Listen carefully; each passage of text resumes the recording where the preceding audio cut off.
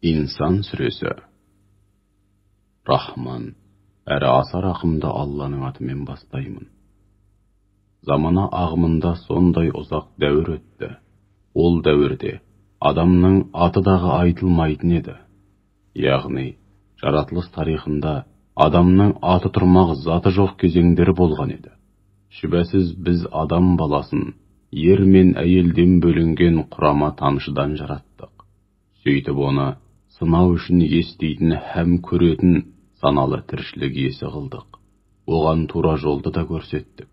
Енді қаласа, осынау нығметтердің қадірін біліп, тура жолмен жүретін шүкіршіл болар. Қаласа, көпірлік қылып теріс жолдарға түсетін рахметі жоқ, кәпір болар. Біле білсеңдер, біз кәпірлер үшін шынжырлар, бұғаулар һәм жалын атқан от дайындап қойдық. Ізгі жандарға келсек, олар кеселерге құйылған хош иісті, кафур қосылған жәннат суынан ішеді. Ол сондай бұлақ. Одан Алланың хас құлдары сусындайды һәм оны өздері қалаған бағытқа бұрып ағызады. Алланың аталмыш хас құлдары атаған нәзірлері мен тиісті міндеттерін лайықты түрде атқарады һәм кесапаты жер әлемді жайлайтын күннен қорқады. Өздері мұқтаж болып, ауыздарының суы құрып тұрса да пақыр міскінді, жетім мен тұтқынды қуана-қуана тамақтандырады. Һәм оларға біз сендерді тек Алла разылығы үшін тамақтандырудамыз, бұл жақсылығымыз үшін сендерден ешқандай қарымта да, алғыс та күтпейміз. Шүбәсіз біз адамның түрін қашырып, қабағына кірбің түсіретін алапатты күн туғанда, Раббымыздың жазасына ұшыраудан қорқамыз дейді. Алла оларды сол күннің кесапатынан сақтайды, һәм оларды жүздері бал-бұл жанған шат-шадыман күйде қабылдайды. Сабыр еткен үшін оларға жәннатты нәсіп етіп, кіл сусылдаған жібек киімдер кигізеді. Жұмақта салтанатты орынтақтарға шалқая түсіп, жайғасып отырады. Бұдан бұлай олар онда күннің аптап ыстығында бет қарыған аязды да көрмейді. Оларға жәннат бақшаларындағы ағаштар саясын түсіреді және шоқ-шоқ жемістері қол созым жерде тұнып тұрады. Олардың маңынан айналсоқтап шықпайтын жұмақ қызметшілері оларға күміс ыдыстар және мөп-мөлдір қадақтар мен зыр жүгіріп, алуан түрлі сусындар тасиды.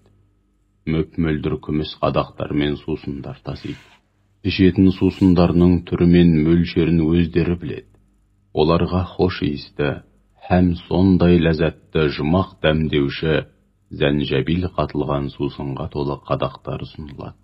Бұл сусындар байып пен үздіксіз ағып тұратын сәлсәбил атты бастаудан құйылады. Мәңгі бақи балғын, пәк қалпында қалатын жұмақтағы жас балалар жұмақтықтардың маңынан айналсоқтап шықпай қызмет етеді. Оларды көргенде жан-жаққа шашылған інжу екен деп ойлап қаласың. Қай жаққа қарасаң да қиял жетпес нығметтер мен зор сән салтанат көресің. Олар үстінде үлбіреген жасыл жібекпен атластан киім киіп, сәнді күміс білезіктер тағынады. Раббылары оларға тап-таза шарап ішкізіп, ерекше сый көрсетеді. Міне, мұның бәрі сендерге арналған сый-сияпат. Осылайша дүниедегі ерен еңбектерің ақталды. Уа ардақты елшім, шүбәсіз осынау Құранды саған бірте-бірте түсірген мына біз. Ендеше, Раббыңның үкімі шыққанға дейін сабыр ет. Адамдар арасындағы бірде-бір күнәһар мен кәпірдің тілін алма. Раббыңның атын ертелі-кеш зікір ет. Яғни, Раббыңа ертелі-кеш құлшылық ет. Сондай-ақ түннің бір бөлігін оған сәжде ет, һәм түнде ұзақ уақыт оны сен мінсізсің, кемшіліктен адасың деп ұлықта. Анығында бұлар, күнәһар кәпірлер, қолма-қол пайданы, яғни көз алдындағы қу дүниені жақсы көреді. Соған аңсар ауып, соның соңында жүреді. Сөйтіп алдағы өздерін күтіп тұрған ауыр күнді ескермейді. Оларды біз жараттық. Сондай-ақ оларға буындарын мықтап бекітіп, мығым дене бітім бердік. Қалаған уақытымызда олардың дене бітімін де, өзге қасиеттерін де өзгертіп жіберуге қауқарымыз жетеді. Шүбәсіз мұның бәрі игі насихат һәм ескерту. Енді қалған жан өзін Раббысына жеткізетін жолға түседі. Алайда, Алла қаламайынша сендер еш нәрсе қалай алмайсыңдар. Шүбәсіз, Алла алим, бәрін білетін шексіз ілім иесі, хаким, әр үкімімен әр ісінде талай хикметтер болған асқан даналық иесі. Ол қалағанын шексіз рахмына бөлейді. Сондай-ақ ол өзіне өзгелерді серік етіп қосып, кешірілмес күнәға батқан залымдар үшін жан төзгісіз азап дайындап қойды.